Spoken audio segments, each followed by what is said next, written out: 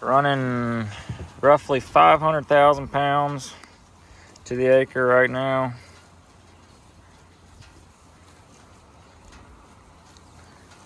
Got around 120,000 pounds, give or take, in this group.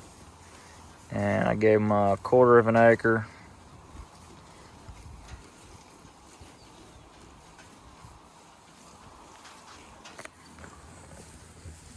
Previously, we were at 1,000,000 pounds an acre. That was on an eighth of an acre. And before that, we were at 250,000 pounds. So that was a little less than half an acre. We've been in this field right here for, today is 3 weeks, pretty sure, since we started over there at that tree line. It's a little windy out here. We grazed that top off, and we're working to the south. And we are kind of dry right now. Just got a little shower last night, 1/10 of an inch. We'll take it. Better than nothing. But we are a little dry right now. We can definitely use some rain, but not gonna complain. We're in a lot better shape right now than we were last year at this time.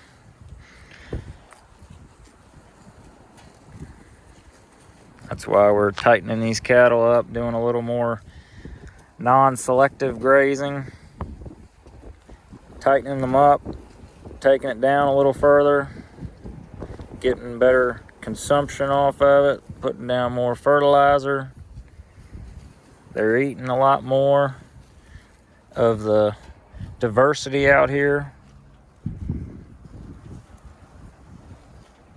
And we're not going to be back here until it's fully recovered. Because we need to get up to the barn and get them preg checked probably the end of this week. And get rid of any open cows. And then put the bulls in. And then we need to head north because we got some pastures that were grazed back in the early spring that are already ready to graze again. And some of them got a good bit of Johnson grass in it, so we need to get back there and hop on it. And we'll probably let this field to the east of us that has a creek in it for water.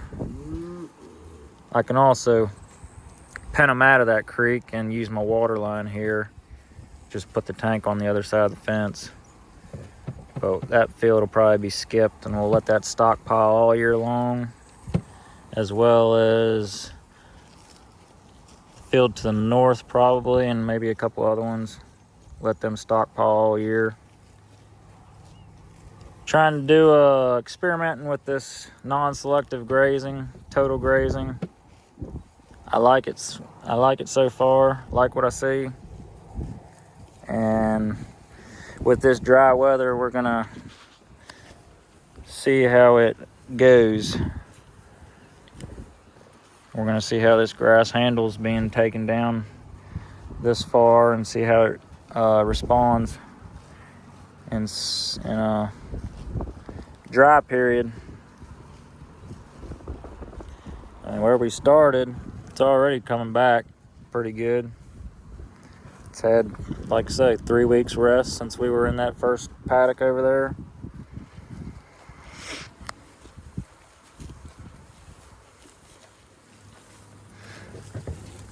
It's 80 couple degrees right now. Nice breeze blowing. Surprised these black cows are out grazing, but I made them. And they were hungry, they were ready to move. They were in this paddock right here, got a water lane, and then gave them some access to shade up there on the hill. Cornered it off.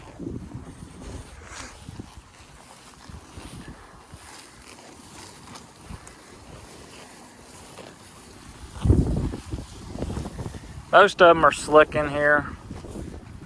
There's a couple that still have some hair coat on them. But for the most part, they're mostly slick, which is good. Some of these yearlings still got their hair coats. But what I've noticed is that there's a mix of heifers in here that were out of South Pole bulls, and then there's some that were out of my black bulls. And the South Pole, the ones out of the South Poles, they're not even yearlings yet, but they're already slick. So that's got to be a genetic factor, right or wrong. Because from my experience, what I've seen with these black cows, or black heifers and then yearlings, they don't usually slick their hair coat until they're 2 years old or older. But yet these ones that aren't even yearlings yet out of South Pole bulls are already slick. And they're gonna get pulled out of here and put in that group over there. There's some heifers over there already. They're gonna get put over there at my place. That group's actually grazing the neighbor's yard off right now, as you can see.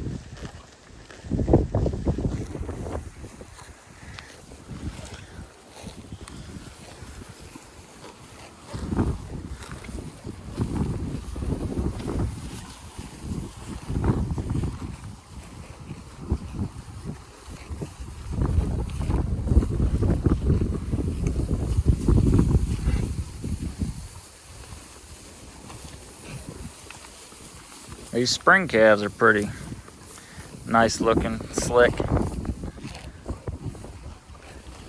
They're out of my black bulls though.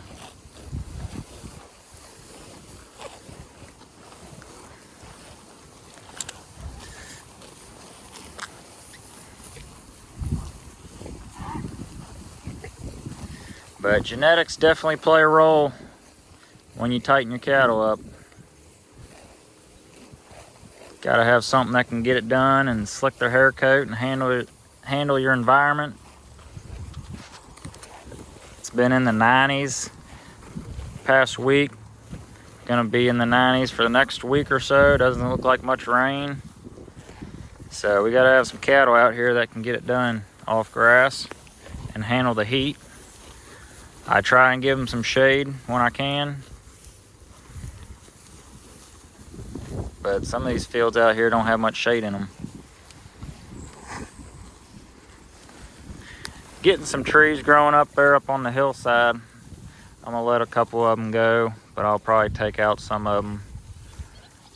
Try and space those trees out once they get up. Hopefully make for some nice shade trees, as long as the landlord lets it. Because this is a rented farm.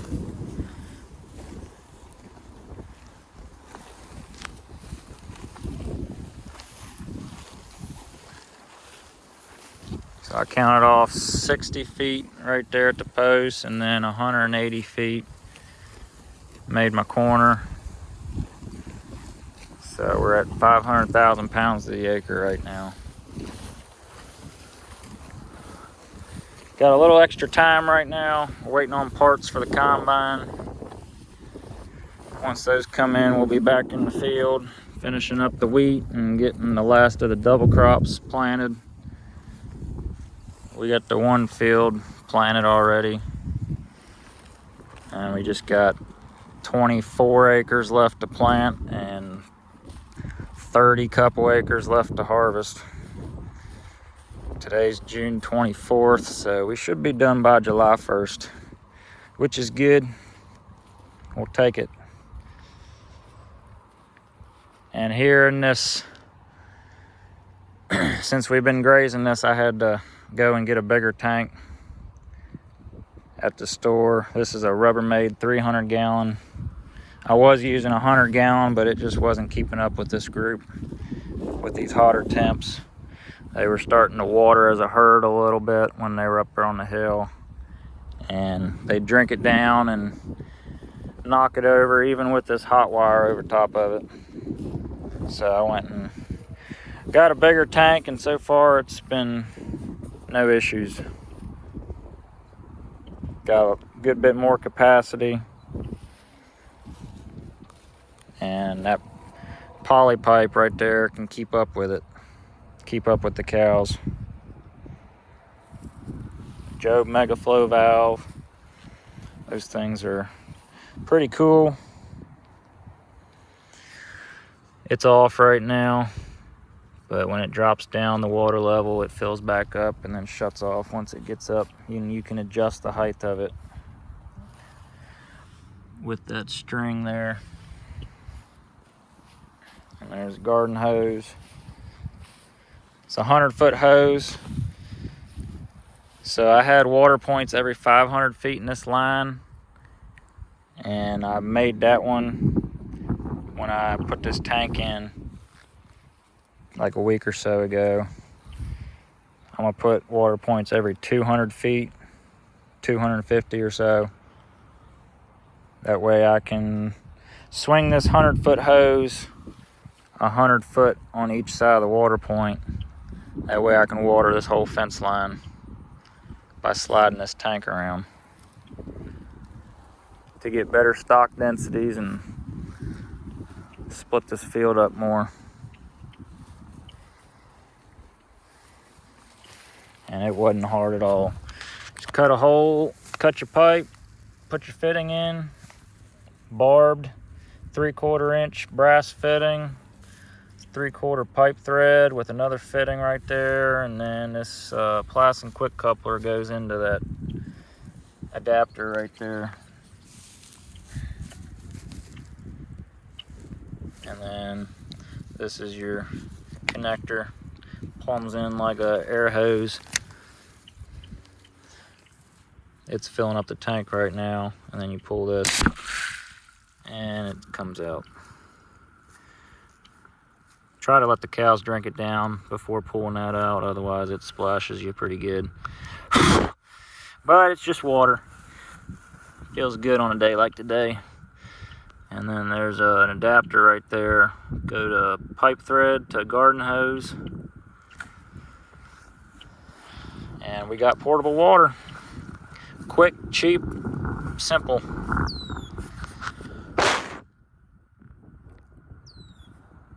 And it runs down this whole fence line down to the tree line. I got a water point there at the end of the fence line, and it can water the north field to the north as well. There is the creek that runs through that field to the north on the east side. But that part of the farm to the north, and then it keeps going to the north a bit. That is in the works and getting stream fencing put in and some water troughs put in the near future.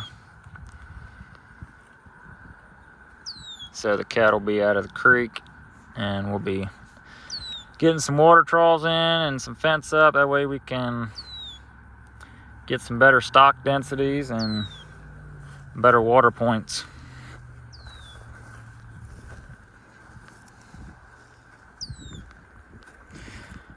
Good clean water. It's a pretty cheap input you can put into your cattle. Good clean water. And I'm gonna let them have access. After a bit, open this fence up and let them drink it down. And then I'll move the tank, slide it on up here to this paddock. That way we don't waste all that water. I'd rather put that 300 gallons in these cows instead of on the ground and have to pump it back up. Because the well's up there on the hill near that barn, and we're getting a little dry, so no need to waste any more water than what we need to.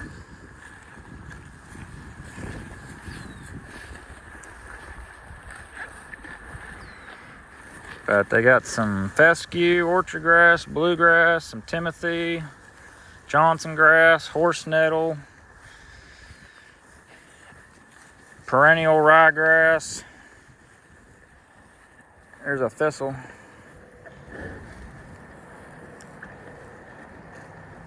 That one's not quite dead yet.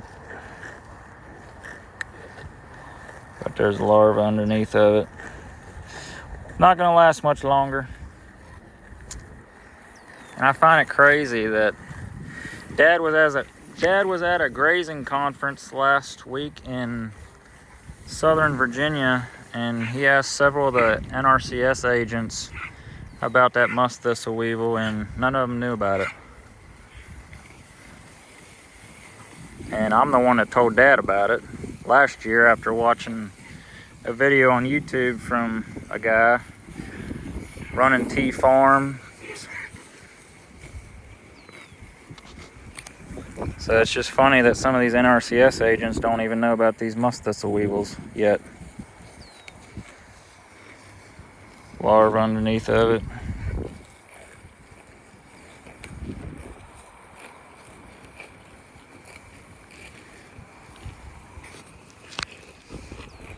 And they're on all my farms that I got, them weevils. So I'm not worried about them thistles. Here we go. That one is what it looks like when they're done eating on the seed head. It's dead. This one, 2 of them. It'll focus. See them in there, eating on that seed. Doing us a big favor.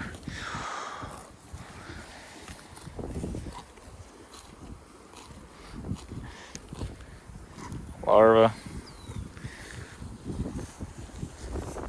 So yeah, I mean the thistles are here, but like I say, them seeds can be in the ground for 7 to 10 years.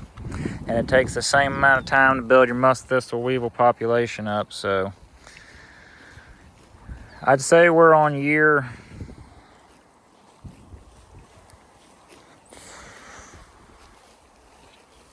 I'd say we're pretty close to year 7 or 8 on this field.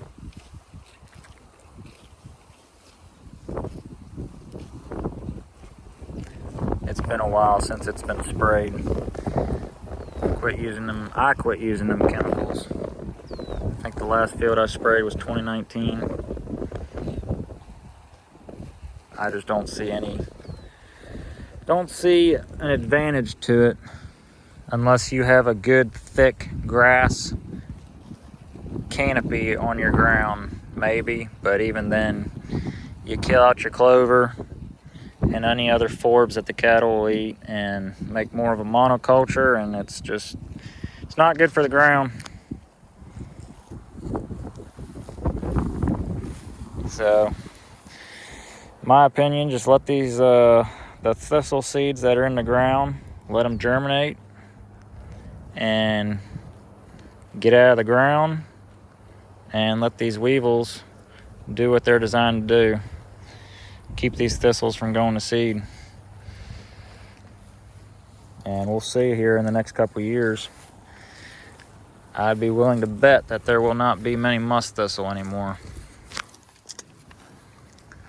which is a big deal in our area for some reason.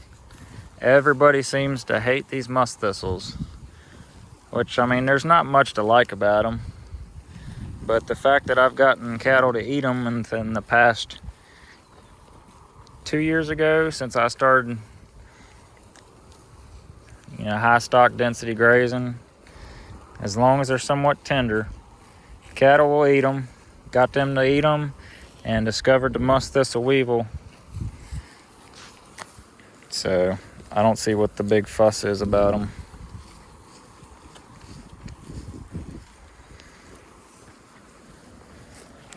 I mean, it's like everybody you talk to, oh, I hate thistles, thistles this, thistles that, blah, blah, blah. I chopped thistles when I was younger. I sprayed them. I bush hogged them. I don't know. I guess I used to be the same way years ago, but not anymore. Because I'm sure they're high in protein, I've been told. So if you can get your cattle to eat them or something to eat them and put some pressure on them, seems to be a little more profitable than spending money spraying them. Right or wrong?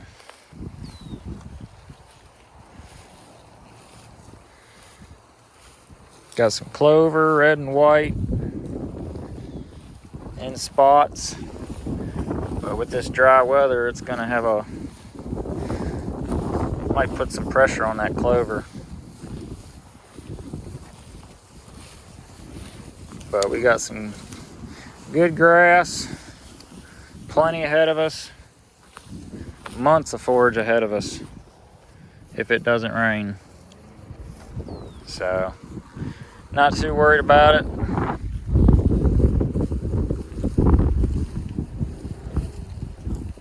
Just keep these cattle moving and fertilizing these fields, building it up.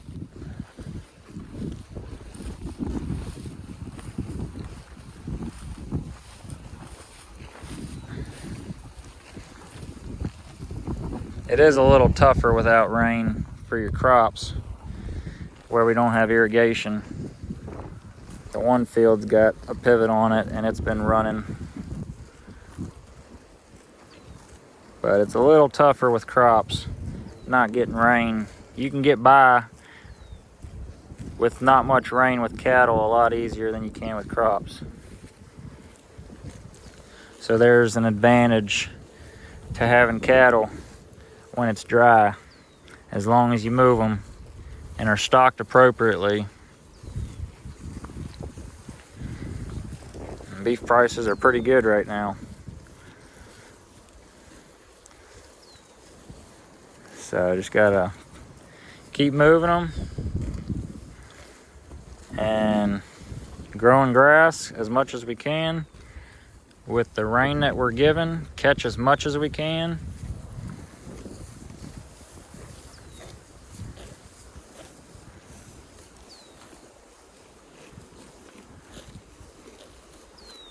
But with that, I'm gonna go check another group. Probably have to move this group this evening, maybe. We'll come back and check them this evening, see how they got it eaten down. If not, tomorrow morning. And keep making our rounds.